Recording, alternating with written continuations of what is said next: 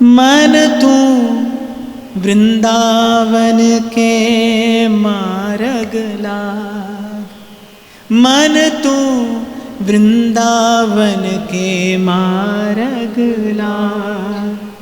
तेरो न को न तू काहू को, तेरो न को न तू काहू को, माया मोह तज भाग। मन तू वृंदावन के मार्ग लाग, मन तू वृंदावन के मार्ग लाग। मैंने कहते सुना है लोगों से, वो कहते हैं अरे सुनो सबकी पर करो मन की। अच्छा, संसार यही मूर्खता की शिक्षा देता है। वो कहते हैं सुनो सबकी करो मन की। मन ने आज तक क्या कराया है? संसार की ठोकरी तो खुलाई है, संसार की ठोकरी तो खिलाई है। मन ने क्या किया है? अच्छा, लोग इसको बड़ी अच्छी बात समझ कर कहते हैं, उपदेश देते हैं, बोले सुनो सबकी करो मन की, सुनो सबकी करो मन की। मन से आज तक हुआ क्या? बार बार संसार में भ्रमे, बार बार भटके, मन ने यही तो कराया। तब तो ध्रुवदास जी कह रहे अरे अब तू मेरो कहो कर, अपने मन से कहते हैं मैंने बार बार वही किया जो तूने मुझसे करने को कहा, अरे अब तू मेरो कहो कर। मैं बार बार आपको कहा करता हूं बाप कि आपके मन तक आपकी पहुंची है। और एक और बात मैं आपको बताऊं, आपको लगता होगा हम आपको मानते हैं जी, हम उनको मानते हैं जी, कोई किसी को नहीं मानता, अपने मन की मानते हैं सब। जाको है जासो मन मान्यो, सो है ताके हाथ बिकान्यो। अंत में भाई मनाना तो मन को ही है, मन के हारे हार है और मन के जीते जीत। और संत कह रहे मन ही मिलावे राम से, ये मन ही मिलाएगा, मन ही करे फजीत। और मन तक पहुंच आपकी है भाई, आपके अतिरिक्त आपके मन तक कोई जा ही नहीं सकता, ऐसी कोई व्यवस्था ही नहीं है। इसीलिए मैंने कहा नाम का दीपक हाथ ले चलिए बीहड़ बाट। जब मन की ओर चलेंगे ना तो कोई बड़ा सुखद अनुभव नहीं होगा, वो बड़ा बड़ा अंधियारा मार्ग है। आंख बंद करो, क्या है? अंधेरा ही तो है और घना अंधकार है, भय है, चिंता है। पहले आरंभ में तो यही है, अंधकार है, भय है, चिंता है, अस्थिरता है, मन का क्लेश है और इसी के पार जाना है, यही वो बीहड़ बाट है। इसलिए अकेले मत जाइए। अब जो ज्ञान के मार्ग से लोग चलते हैं ना, वो क्या करते हैं, वो ध्यान तो करते हैं पर बिना हरि नाम का आश्रय लिए करते हैं। उतर जाते हैं भीतर, ठोकर लगती है और ठुक पिट कर कहीं से आ जाते हैं। बिना हरि के किसका ध्यान, कैसा ध्यान? बिना हरि के किसका ध्यान और कैसा ध्यान, किसका ध्यान? नारायण स्वामी कहते हैं कि नारायण तू बोले कि भले बैठ ब्रह्म को विचार ले, अरे तू योग कर भ्रिकुटी मध्य ध्यान धर, क्या होता है उससे? कुछ भी नहीं, नीरस, सब नीरस। नाम का दीपक हाथ ले चलिए बीहड़ बाट।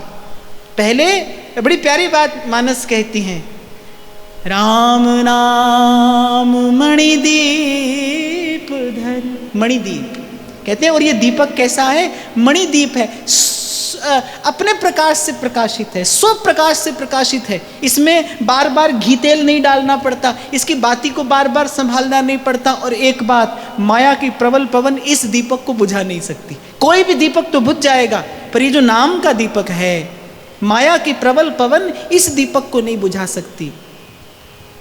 राम नाम मणिदीप धर, जीव देहरी द्वार, तुलसी भीतर बाहरों, जो चाहस उजियार।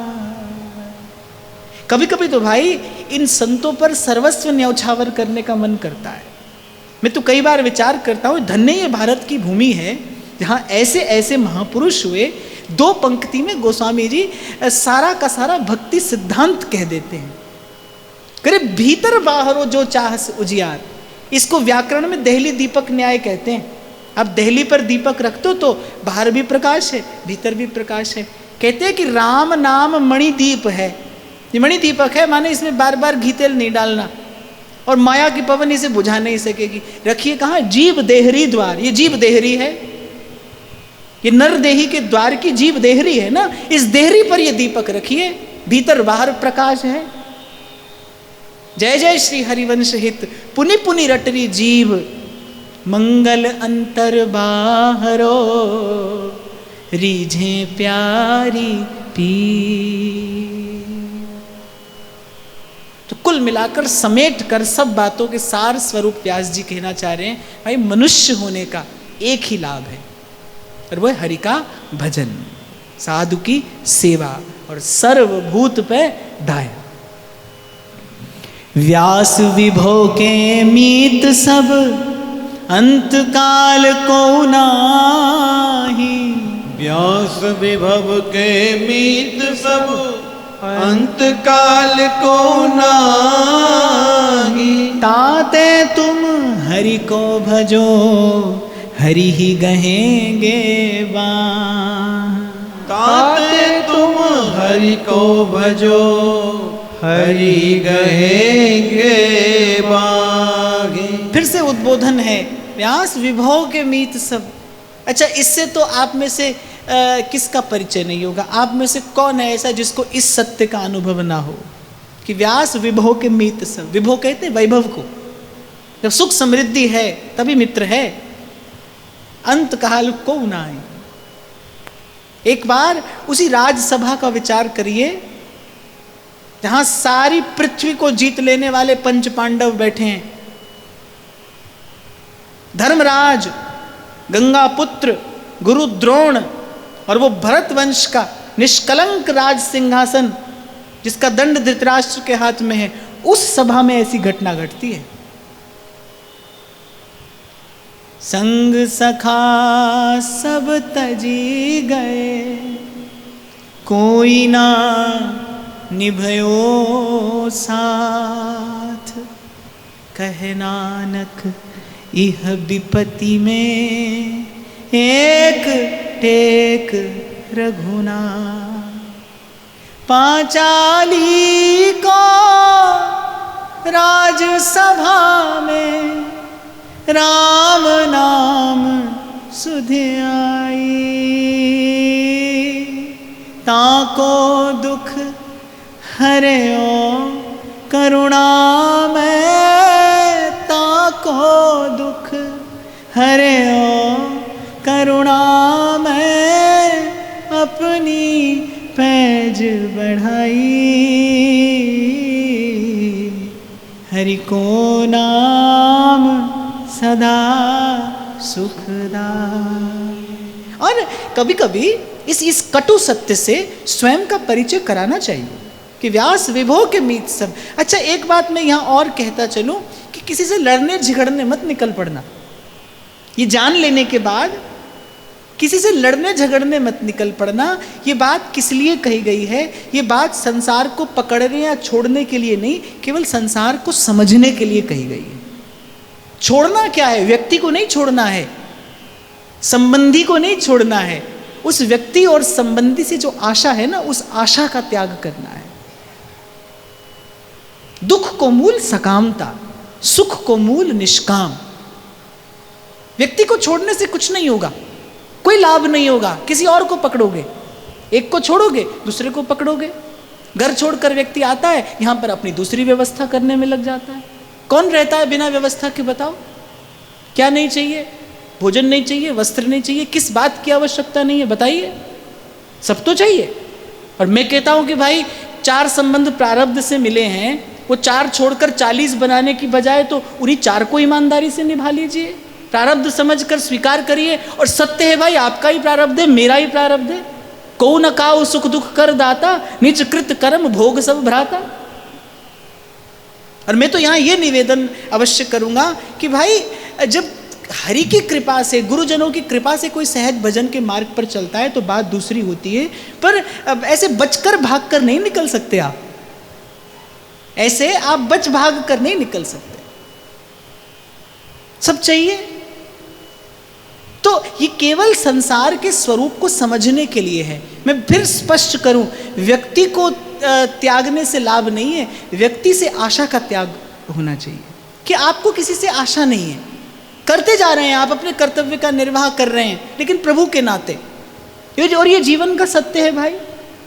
आपको निवेदन करूं कि द्रौपदी का जो प्रथम प्रेम था और अंतिम भाव श्री कृष्ण के ही प्रति था। द्रौपदी के मन में श्री कृष्ण के अतिरिक्त कभी नहीं था, कोई नहीं था। प्रथम प्रणय का भाव जो निवेदन किया था याज्ञसेनी ने, वो श्री कृष्ण के ही चरण कमलों में निवेदन किया था। भगवान ने द्रौपदी से कहा कि अर्जुन मेरी ही विभूति है, ये मुझसा ही है, तू इसे स्वीकार कर। द्रौपदी ने किया। अब अर्जुन को स्वीकार करते ही 4 पांडव और मिले। 5 पांडवों के साथ रहने वाले उस संघर्ष में जीवन की तो बात ही कौन कहे। अंत समय तक केवल और केवल इस भक्ता ने संघर्ष ही किया, केवल पीड़ा, केवल दुख। तो श्री कृष्ण के कहने पर ले लिया अर्जुन के साथ 5 पांडव हो गए। अब उन पांडवों के साथ बड़ा घोर संसार मिला, महाभारत देखने को मिला। और अंत में जब स्वर्गारोहण हो रहा था तो पांव फिसला द्रौपदी का, द्रौपदी फिसल गई और धर्मराज ने कहा पीछे मुड़कर कोई नहीं देखेगा, सब अपने अपने मार्ग पर आगे बढ़ो। अकेली द्रौपदी पड़ी है वहां और तब पुकारती है श्री कृष्ण को, तब पुकारती है श्री कृष्ण को कि नाथ, मेरे जीवन में भूल एक हुई कि आपके कहने पर मैंने आपके जैसा कोई और स्वीकार कर लिया, आप जैसे केवल आप ही हैं। सतत प्रतीक्षा अपलक लोचन। और ऐसी स्थिति में कहां किसने साथ निभाया। जब जब विपदा आई तब तब सर्व समर्थ संसार चारों ओर होते हुए भरतवंश की साम्राज्ञी, जिसका दर्शन सूर्य चंद्रमा भी बिना आज्ञा के नहीं कर सकते, उसे कोई केश पकड़कर और सभा में खींचते हुए ला रहा है। जिसके अंग को कभी पवन ना छू सकती हो आज्ञा के बिना, भरी सभा में उसे निर्वस्त्र करने का उपक्रम किया जाता है। आप एक बार बैठकर विचार तो करो, ये सब होते हुए अंत में जब जब काम आए तो कौन आए? श्री कृष्ण काम आए। इसलिए संसार कहेगा आपसे बाप बढ़ा ना भैया और सबसे बड़ा रुपया, पर संत की बात सुनना कि बाप बढ़ा ना भैया और सबसे बड़ा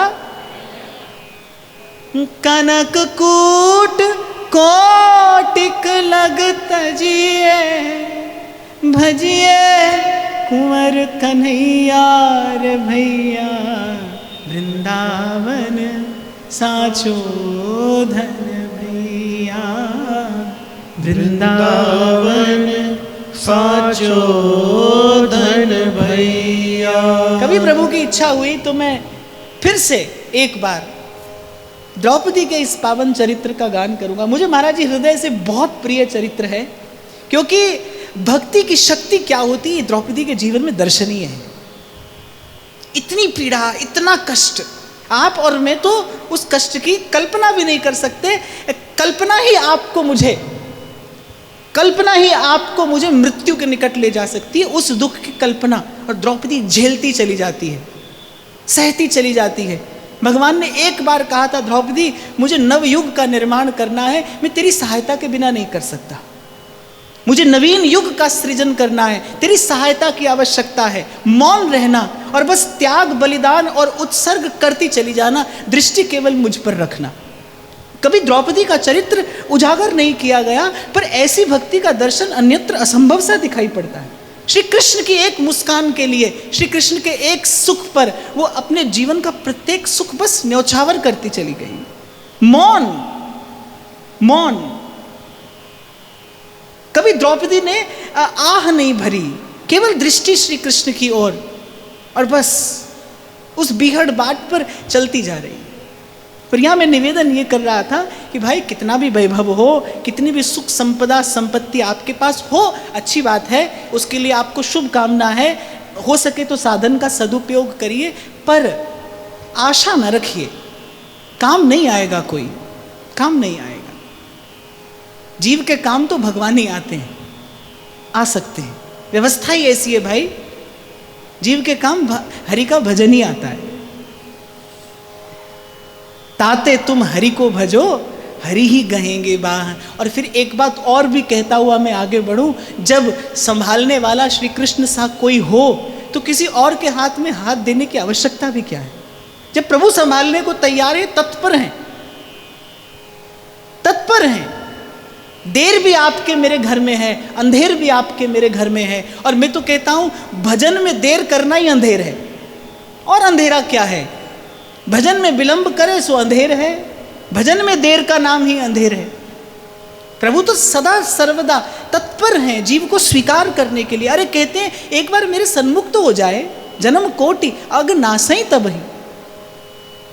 पर फिर ये आपका मेरा अभाग है या फिर भगवान की माया? ये माया श्री कृष्ण की मोयो सब संसार, या तो ये आपका मेरा दुर्भाग्य है, या ये आपकी मेरी मूढ़ता या जड़ता है, और या फिर श्री कृष्ण की प्रबल माया है कि ये सब जानने और समझने के पश्चात भी जीव भजन नहीं करता, हरि का नाम नहीं जपता, प्रभु के चरण नहीं पकड़ता, प्रभु की शरण में नहीं जाता, संसार की आशा नहीं छोड़ता। मैं फिर कहकर आगे निकलूंगा भाई, संसार नहीं छोड़ना, संसार को छोड़ने का व्यर्थ उपक्रम नहीं करना, केवल संसार से आशा का त्याग करना है। काम प्रभु ही आएंगे।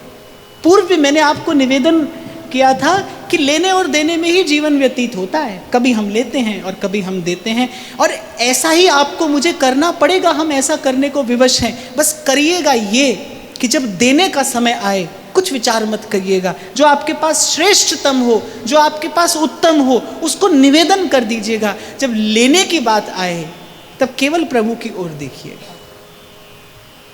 पूर्व भी मैंने आपको शायद 4 पंक्तियां सुनाई थी। शायर कहता है जिंदगी दी है तो फिर जीने का हुनर भी दे, जिंदगी दी है तो जीने का हुनर भी दे दे, और गुफ्तगू दी है तो बातों में असर भी दे दे। मैं किसी और के हाथ से समंदर भी न लूं, एक कतरा भी समंदर है तू अगर दे दे। संतों की रहनी तो यही है, बने तो रघुवर पे बने, बिगड़े तो भरपूर, जो रघुवर पे ना रुचे वहाँ बनबे में धूर। पर कभी कभी अपने मन को इस सत्य से परिचय कराना चाहिए भाई, जरूर कराना चाहिए। उलझा रहता है जीव कभी संबंधों में, कभी पद प्रतिष्ठा में, और समझता है कि ये जीवन की संपत्ति, ये उपलब्धि है। अगर कभी संत की कृपा से बोध हो जाए कि इस जीवन का वास्तविक सत्य क्या है, वास्तविक अर्थ क्या है, और मैं कहूंगा इस जीवन का वास्तविक उपयोग क्या है। लोग जन्मदिन मनाते हैं, मैं कहता हूं कि जन्मदिन तो वो दिन होता है जिस दिन आप इस संसार में आए। हम मनाइए, मनाते रहिए, पर मुझे लगता है वास्तविक उत्सव मनाने का दिन वो है जिस दिन आप ये जान लें कि आप क्यों संसार में आए, आपका यहाँ आना क्यों हुआ है, क्यों ये जीवन मिला, क्यों ये अवसर मिला। अरे आदिकाल से लेकर आज तक संत गाते आ रहे हैं, बड़े भाग मानुष तन पावा, सुर दुर्लभ सोई ग्रंथन गावा। ध्रुवदास कहते ज्ञान सहित नर देहवर, भरत खंड में हुई तो हूं न चाख्यो प्रेम रस, ताको रहिए रोई। व्यास जी कह रहे हैं नर देही द्वारों खुलो, हरि पावन की घात। बार बार संत कहते हैं अरे कोई तो कारण होगा। हाँ, पर आपने सुन लिया है, सीख लिया है, समझ लिया है, सुनो सबकी, करो मन की। आप भी खूब सुनते हो, हमको खूब सुनते हो, सबको खूब सुनते हो, करते मन की सी हो। पर एक बार मन की करो, खूब करो, पर एक बार विचार करो मन की करके पहुंचे कहाँ हो, मन की करते करते आए कहाँ हो। ये मन आपसे अपनी कराते कराते लाया कहाँ है आपको। भाई बुद्धिमान व्यापारी तो वही होता है, लेन देन का पूरा हिसाब रखे। जीवन दे रहे हो, जीवन दे रहे हो, अरे कभी इसका हिसाब किताब तो लगाओ कि बदले में मिल क्या रहा है, क्या पाया। आंख खोलकर देखिए, धन जोबन सुख संपदा, बादर की सी छां। कौन है यहां पर ऐसा बैठा जिसने जीवन में लाभ और हानि दोनों न देखे हो, जिसने अपनी बुद्धि से कमाया ना हो और अपनी ही बुद्धि से गंवाया ना हो, जिसने अपने नेत्रों के सामने, अपनी दृष्टि के सामने अपने रूप और यौवन को छिन छिन करके जाते न देखा हो। कौन है ऐसा जिसने इस शरीर को जरा जीर्ण होते न देखा हो। और मैं तो कहता हूं कई बार आपसे, एक बार पूछो अपने मन से, क्या इसी प्रकार बूढ़े होकर, जरा जीर्ण होकर, चिंता और भय से ग्रस्त होकर मर जाने के लिए मनुष्य बने थे? क्या यही अंतिम परिणाम था जीवन का, कि खाना पीना सोना और ना कोई चीत? क्या केवल इसीलिए मनुष्य होकर आए? इसीलिए ये साधन का धाम और मोक्ष का द्वार मिला? हाँ, पर ये सब बात अपने मन से करने के लिए आपको कभी संसार की भीड़ से हटकर एकांत में बैठना होगा। इसीलिए आपको कह रहा हूं भाई, साधक के जीवन में अवश्य एकांत हो। और मैं तो कहता हूं कुछ क्षण ऐसे अवश्य होने चाहिए। मत करिए भजन साधन, माला मंत्र पोथी, कुछ नहीं, केवल अपने मन से बात करिए। अपने मन को संसार के सत्य से परिचय कराइए। बालक है ये जो मन है ना, ये चंचल बालक है, इसे बोध आपको ही देना है। सब संतों ने दिया, चल मन हरि चट सार पढ़ा। ध्रुवदास कहते हैं ना, रे मन श्री हरिवंश भज, जो चाहत विश्राम, जे रस बस ब्रज सुंदरिन, छाड़ दिए सुख धाम। रे मन श्री हरिवंश भज। आगे कहते हैं, व्यास विषय वन बढ़ रयो, नीच संग जलधार। व्यास विषय वन बढ़ रयो, नीच संग जलधार। हरि कुठार सो प्रीति कर, कटत न लागे बार। हरि कुठार सो प्रीत कर, कटत न लागे मार। देखो, व्यास जी ने अपनी वाणी में पहले वृंदावन का रस चखा दिया। अब आगे तो व्यास जी खूब डांटते फटकारते मिलेंगे। सो मुझे भी ऐसी ही बात आपसे कहनी पड़ेगी, क्योंकि मैं तो व्यास जी की वाणी गा रहा हूं ना। ऐसी थोड़े डांटते फटकारते मिलेंगे व्यास जी, पर मुझे लगता है भाई, संत के जैसा हितैषी और कौन होता है। मैं तो केवल एक बात का विचार करता हूं, कुछ नहीं। अपने अपने स्थान पर सब ठीक है, सब उचित है, उत्तम है। धर्म क्या है, कौन सा श्रेष्ठ है, किसकी शरण में जाना चाहिए, इसकी कसौटी केवल एक है, कौन जीव के वास्तविक कल्याण की बात करता है। इसीलिए कहते हैं भागवत धर्म के जैसा दूसरा धर्म नहीं है। क्यों? क्योंकि वो जीव के कल्याण की बात कर रहा है। संत के जैसा हितैषी और कौन है, जीव के कल्याण की बात करता है। मैं तो केवल एक बात का विचार करता हूं मोटी बुद्धि से, कि भाई मैं भजन करूं, व्यास जी का क्या लाभ है इसमें, मीरा सूर कबीर तुलसी का क्या लाभ है अगर मैं भजन करूं।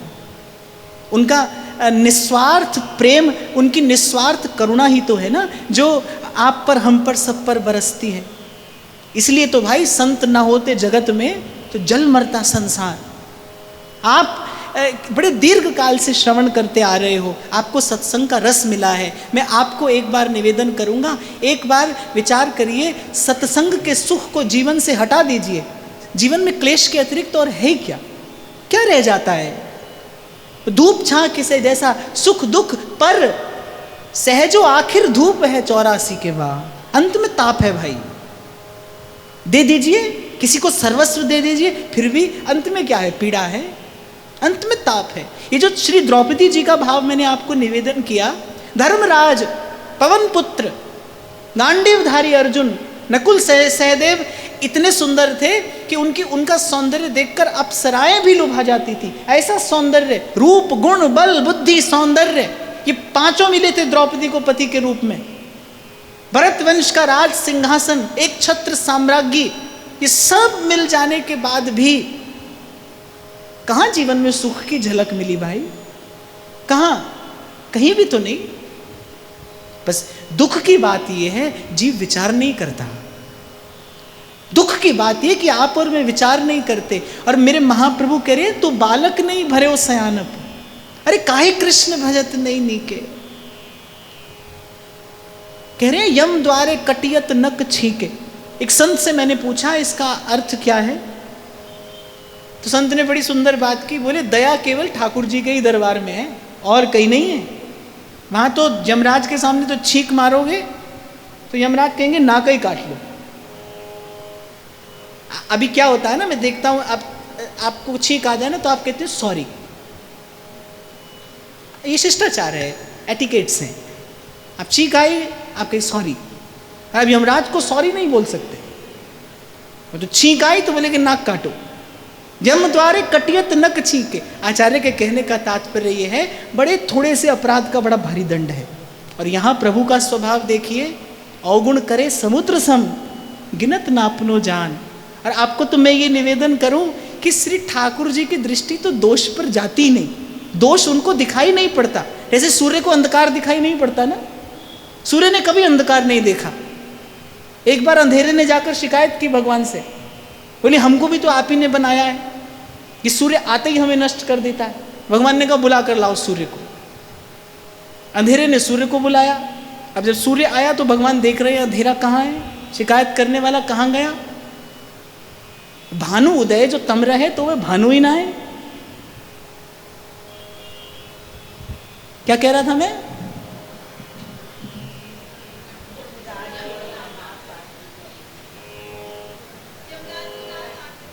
बस मैं यही चाहता था कि आपको ये याद रहे कि यम द्वारे कटियत नक छीके, कि दया केवल दया निधान के ही दरबार में है।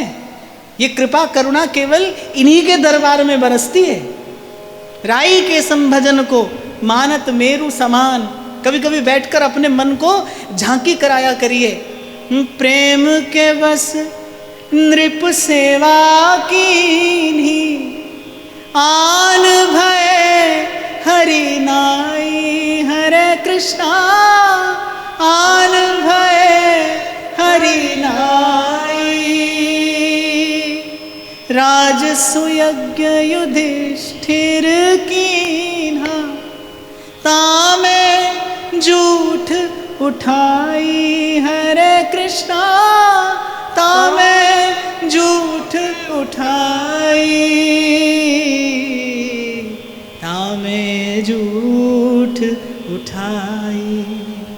सबसे ऊंची प्रेम सगा। अगर ऐसे प्रभु हों फिर मुझे लगता है किसी और की ओर देखना ताकना ये मूढ़ता के अतिरिक्त और कुछ नहीं। फिर व्यास जी कहने, व्यास विषय मन बढ़ रहे हो, नीच संग जलधार। अरे हरि कुठार सो प्रीत कर कटत न लागे। बाहर व्यास जी कह रहे कि जो संसार का संग है, संसार में देखो संसार का गुण धर्म कैसा है, कभी विवेक युक्त दृष्टि से देखो, सब कुछ यहां पर घट रहा है। जैसे ही आप संसार में आए, जैसे ही आपका अवतार हुआ संसार में, आपका जीवन घटने लगा। आपका जीवन घटने लगा, घट रहा है घट रहा है घट रहा है। आपको लगता है बड़े हो गए, बड़े नहीं छोटे हो गए। जीवन तो घटा, बल घटा, बुद्धि घटी, सामर्थ्य घटी, जीवन घटा, सब घटी तो रहा है। क्षय क्षरण, यही संसार का गुण धर्म है। व्यास जी कह रहे विषय मन बढ़ रहे हो, नीच संग जलधार। इस संसार का, संसार के विषय का, संसार के व्यक्ति का, संसार की वासना का जो संग है वो जल की धारा है। और जो विषय का वन है वो उस जल की धारा को पाकर निरंतर बढ़ता जा रहा है। अपनी अपनी ओर दृष्टि करके महापुरुष कहते हैं कि ये संसार ऐसा है कि कोई इसके प्रभाव से नहीं बचा। महाप्रभु कह रहे हैं ना कि कौन क्रम काल निकंद्या, इस काजल की कोठरी से कौन है जो अछूता निकल गया हो। केवल वही, जे ही राखे रघुबीर, ते उबरे ते ही काल। कबीर जी कहते हैं रमैया तेरी माया लूटा बाजार। वो कह रहे सब लुट गए यहां पर। फिर अंत में कह रहे हम तो बच गए साहेब कृपा से, हम बच गए। दास कबीर जतन से ओढ़ी और ज्यों की त्यों धर दीनी चदरिया। चदरिया झीनी रे झीनी चदरिया, राम नाम रस भीनी चदरिया झीनी रे झीनी। तो इस संसार ऐसा ही है भाई, इसका संग करने से धीरे धीरे बल बुद्धि शक्ति का क्षय होता है। उपाय क्या है? कह रहे हैं हरि कुठार सो प्रीति कर। प्रभु का नाम, प्रभु का रूप, प्रभु की लीला, प्रभु का धाम, ये वो कुठार है, इधर से वन बढ़ेगा और ये कुठार उसको काटती चली जाएगी। अब देखो भाई, रहना तो इसी संसार में है, कहाँ जाएंगे, कहाँ रहेंगे। इसलिए संत तो कहते हैं साध मिला गुरु पाया, मिट गया सब संदेह, सहजों को सब संभया, कह गिरिवर कह गृह। समर्थ संत मिले, और आप और मैं सौभाग्यशाली है कि आपको मुझे समर्थ आचार्य की शरणागति मिली है। बड़ी बात स्थान नहीं है भाई, बड़ी बात भजन का मार्ग मिलना है जिस पर मन को चलना है, भजन का मार्ग मिलना है। तो व्यास जी करें हरि कुठार सो प्रीति कर। इस संसार का विषय वन तो बढ़ता ही चला जाएगा भाई। आप घर में बगीचा लगाते हो तो माली को रोज काट छांट करनी पड़ती है कि नहीं? तभी तो वृक्ष बढ़ते हैं, तभी तो वो सही दिशा में आगे बढ़ते हैं, सही आकार लेते हैं, उनकी बराबर काट छांट करनी पड़ती है। ऐसी संसार में रहोगे, विषय का स्पर्श होगा, बार बार होगा, यही जल की धारा है और ये विषय का वन बढ़ता चला जाएगा। इसको बराबर हरि रूपी कुठार से काटते रहना है। यही व्यास जी युक्ति बता रहे हैं। संसार में भी रहिए, विवशता है, रहना पड़ेगा, पर व्यास निरंतर भजन कर, वहाँ निष्काम सकाम, भजन मत छोड़िए। हरि हीरा निर्मोल है, निर्धन गाहक व्यास। हरि हीरा निर्मोल है, निर्धन गाहक व्यास। ऊंचो फल क्यों बाम नहीं, चौप करत उपहास। ऊंचो फल क्यों बाम नहीं, चौप करत उपहास। यहाँ व्यास जी कह रहे हैं कि भाई ये अमूल्य रत्न है, और जो ग्राहक है, जो मैं हूँ, बोले वो निर्धन है। ऐसे ध्रुवदास जी कह रहे हैं ना, सब ते ऊंचो प्रेम फल कैसे पई होता है। कह रहे हैं इत बौना, बावन कहते हैं बोने को, इत बौना आकाश फल चाहत है मन माही, ताको एक कृपा बिना और जतन कछु नाई। एक व्यक्ति जिसकी सामर्थ्य साधारण से भी कम हो, माने उसकी ऊंचाई एक साधारण व्यक्ति से भी कम है, और वो आकाश में लगा फल चाहता है, कैसे मिले? एक ही युक्ति है भाई, आकाश स्वयं कृपा करके उस फल को गिरा दे, और तो कोई मार्ग नहीं है। सो व्यास जी कह रहे हैं हरि हीरा निर्मोल है, निर्धन गाहक व्यास। मीरा कहती है ना, सांवराम हरि प्रीत निभाजो जी, अवगुण म्हारा बिसराजो जी, अवगुण म्हारा बिसराजो जी, सांवराम हरि प्रीत निभाजो जी। मैं तो थारी अवगुण दासी। सो व्यास जी कह रहे हरि हीरा निर्मोल है, और ग्राहक जो है वो निर्धन है। ये अमूल्य रत्न ये निर्धन ग्राहक कैसे खरीदेगा? ऊंचो फल क्यों बावा नहीं, चौप करत उपहास। व्यास जी कहते हैं वस्तुतः तो हम इच्छा करने योग्य भी नहीं है, इच्छा भी करें तो संसार में उपहास होगा। पर वस्तुतः इस पंक्ति में व्यास जी का दैन्य, व्यास जी की विनम्रता प्रकट हुई है। व्यास न साधन और सब हरि सेवा समतूल, व्यास न साधन और सब हरि सेवा समतूल। पत्रन पत्रन जल भिदय सींचत तरुवर मूल, पत्रन पत्रन जल भिदे सींचत तरुवर मूल। जैसे आरंभ में व्यास जी ने कहा था राधा वल्लभ मूल हैं सभई फूल दलडार, व्यास इन्हीं ते होते हैं अंश कला अवतार। ऐसे ही जब आप श्री हरि की सेवा करते हैं, हरिजन की सेवा करते हैं, तो सब देव, सब ऋषि मुनि, ये सारी प्रकृति अनुकूल हो जाती है, प्रसन्न होती है, तृप्त होती है जब आप हरि और हरि के भक्त की सेवा करते हैं। मूल क्या है? इस समग्र अस्तित्व का मूल प्रभु हैं, और प्रभु की सेवा करते ही ऐसा है जैसे आपने वृक्ष के मूल में जल डाल दिया। अब भाई वृक्ष को हरा भरा रखना है तो एक एक पत्ता थोड़ी झाड़ते पहुंचते रहोगे, सीधे सीधे मूल में जल डाला जाता है। और बुद्धिमानी भी यही है भाई, बुद्धिमानी भी यही है, अनेक अनेक साधन में लगकर अन्य देव देवी सकल चलत पुंज सी खोई।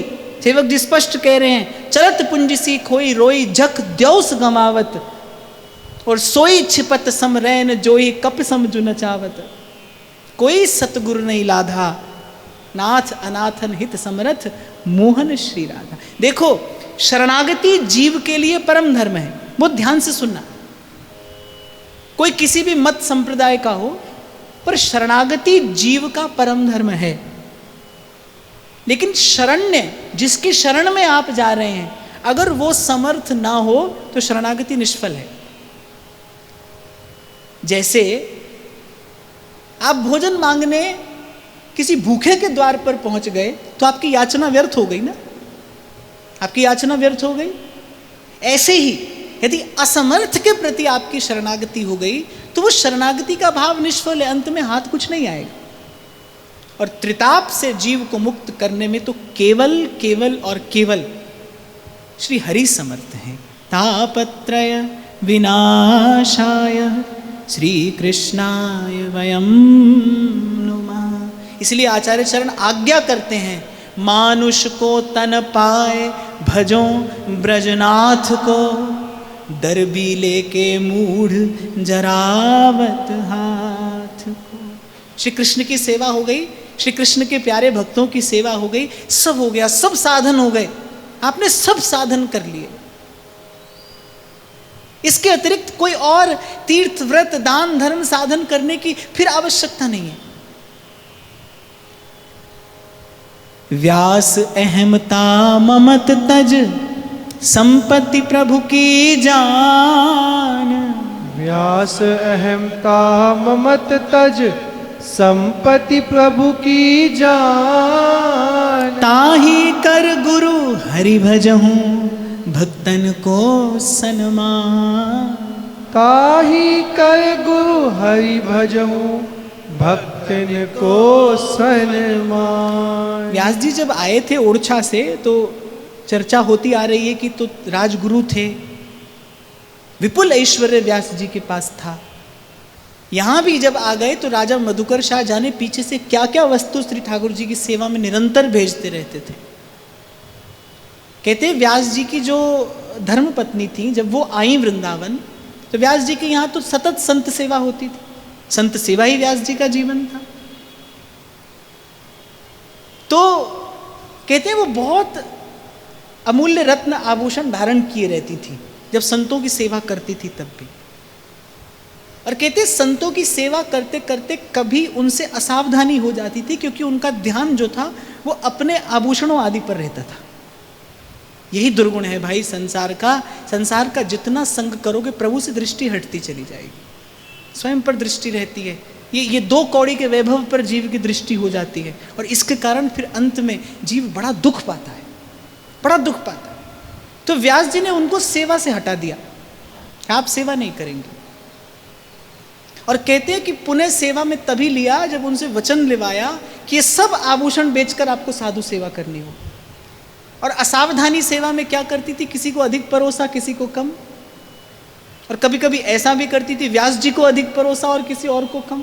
तो जब व्यास जी ने सेवा में ये सब देखा तो कहा कि आप सेवा के योग्य नहीं है, साधु सेवा के योग्य नहीं है, सेवा में भेदभाव करने वाला नरकगामी होता है। अरे सेवा की छोड़िए, डोंगरे महाराज तो कहते थे रसोई में जो माता भोजन पकाती है यदि अपने पुत्र को और अपने सेवक को देने में भेद करती है तो उसे नरक जाना पड़ता है। और हम लोग क्या करते हैं, देते समय कैसी वस्तु चुनते हैं, सड़ा गला सा फल रखा होगा, बोले चलो शंकर जी पे चढ़ा देंगे। आप जाइए यहाँ वृंदावन बाजार में जाइए, दुकान लगी है, आप कहेंगे जाकर कि मंदिर के लिए कोई वस्त्र दिखा दीजिए, माने वो आपको उसी हिसाब से फिर दिखाता है। एक बात मैं आपको बड़ी विनम्रता पूर्वक निवेदन करूं, अपने से उत्तम वस्तु प्रभु को निवेदन न कर सको कोई बात नहीं, लेकिन जैसे आप प्रयोग करते हो उससे कम तो कभी भी निवेदन नहीं करना चाहिए। ये प्रभु की चोरी है, इसका अंत में प्रकृति बड़ा घोर दंड देती है, भयानक दंड मिलता है इसका। वस्तुतः तो यहाँ सेवा इष्ट और आराध्य के सुख का ध्यान में रखकर की जाती है, अपने से अधिक न कर सको तो कम तो नहीं करना चाहिए। और मैं तो अपने बड़े एक विनम्र से अनुभव से आपको ये निवेदन करूँगा कि देते समय उत्तम से उत्तम दीजिए, देते समय उत्तम से उत्तम दीजिए, क्योंकि आपकी संचित संपत्ति वस्तुतः वही है जो आपके हाथ से दिया जा रहा है। लौट कर तो उसी को आना है आपके पास, लौट कर उसी को आना है आपके पास। तो व्यास जी कह रहे व्यास अहमता ममत तज, संपत्ति प्रभु की जान जो है साधन, इसका सदुपयोग करिए, लगाइए इसको प्रभु की सेवा में।